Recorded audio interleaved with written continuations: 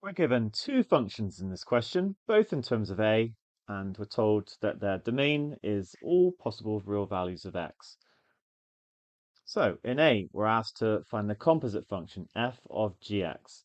And so that is going to be f of 6x minus 2a. And all we need to do is replace all of our x's in the f of x by 6x minus 2a. Just like if you're finding f of 3, you would replace x by 3. So it's going to be 6x minus 2a squared plus 8a times 6x minus 2a plus 4a squared. Let's expand the bracket. We're going to get 36x squared. Going to get these cross terms. It's going to be minus 12ax and another one, so minus 24ax, then plus 4a squared. And then I'll expand this bracket. It's going to be 48ax minus 16a squared plus 4a squared. Need to keep simplifying. So I've got 36x squared, whereas these are cross terms. I've got the ax, so that's going to be plus 24ax, and then it's going to become minus 8a squared. And that's a pretty solid answer, so like we can't really simplify it anymore. So let me just say that that is f of g of x.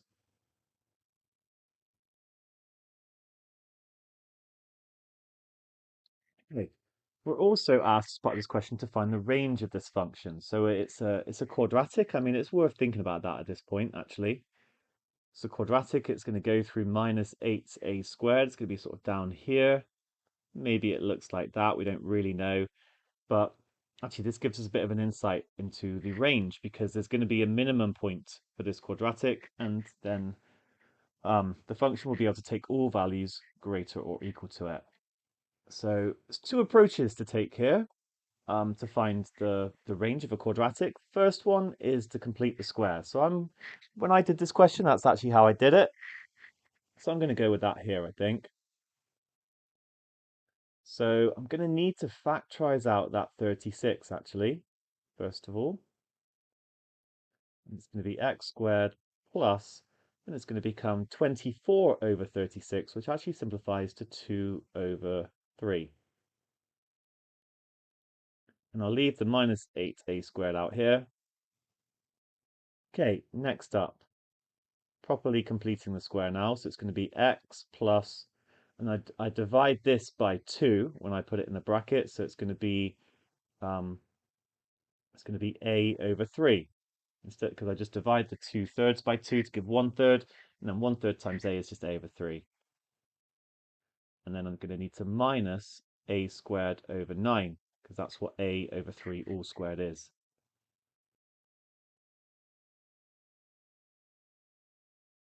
Okay, it's a slightly awkward completing the square one, but it's worth practicing this.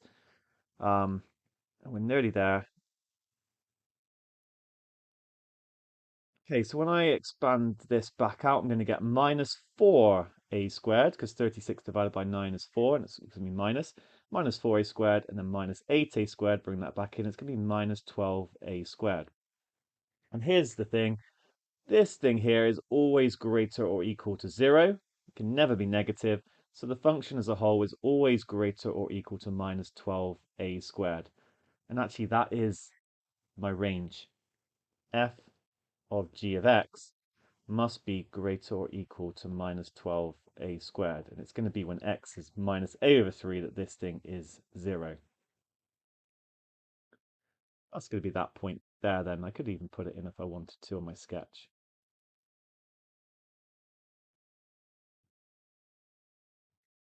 Now, if you're a bit less confident with completing the square, there is an alternative that I just want to talk about. And it's the same as finding any stationary point. We can differentiate. So if I was to, I'm just going to call it y for the moment. So dy by dx, then differentiate, I'm going to get 72x plus 24a, and that's going to equal 0. So then 72x is going to equal minus 24a, and x is going to be minus 24 over 72, which turns out to be minus a third a. You can use a calculator for these things if you want, but we get that stationary point is when x is minus a third a. The minimum point, we have to put that back into our original function y.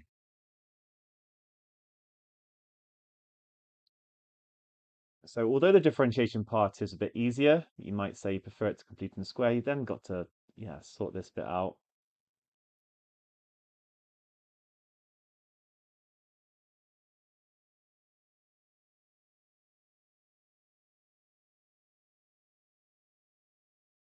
But we are going to get, in a similar way, this is going to be a squared over 9, so I'm going to get 4a squared.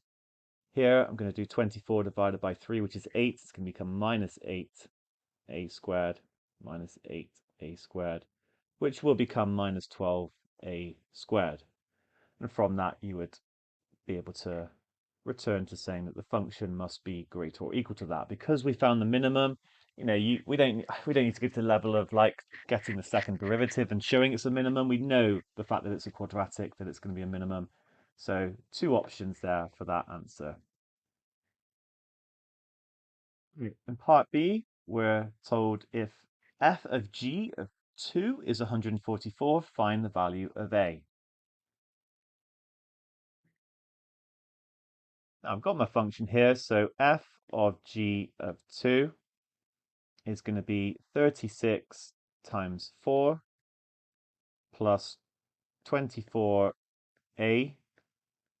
times 4. Sorry, that should have been, times 2.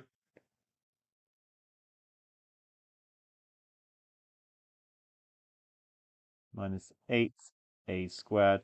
And that's equal to 144. Again, you can use your calculator to sort this out, or we can maybe do it without. 144 plus 48a minus 8a squared is 144. Okay, these are actually just going to cancel out. So I'm left with 8a squared minus 48a equals 0. I've just changed the signs on them. Divide by 8a squared minus 6a is equal to 0. You could have factorized that out instead. Then a minus 6 is equal to 0. So a is 0 or 6. Let's check the question. What does it say about a? It says it is a positive constant. So we're going to reject that one. And a is equal to 6. Right, very last part. It says to show that determine whether the function f of g has an inverse. So actually I'm going to bring this down. I think a sketch is the best thing to do here. Here's the thing, not every function has an inverse. There has to be a very specific conditions, and that is the function has to be 1-to-1 to get an inverse.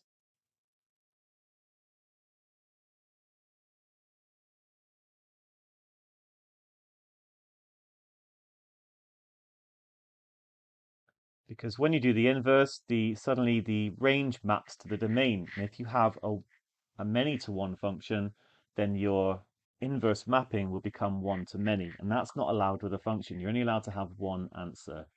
So a function must be 1-to-1, whereas f of g of x is a quadratic, a parabola is the shape. So is many to one. For example, we could pick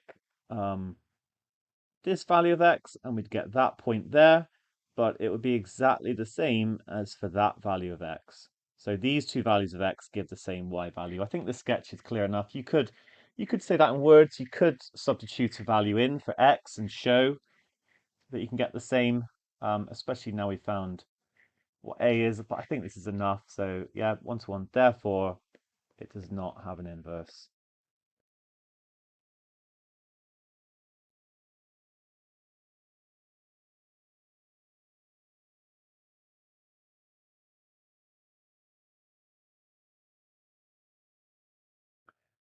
Okay, and we are done. Well done.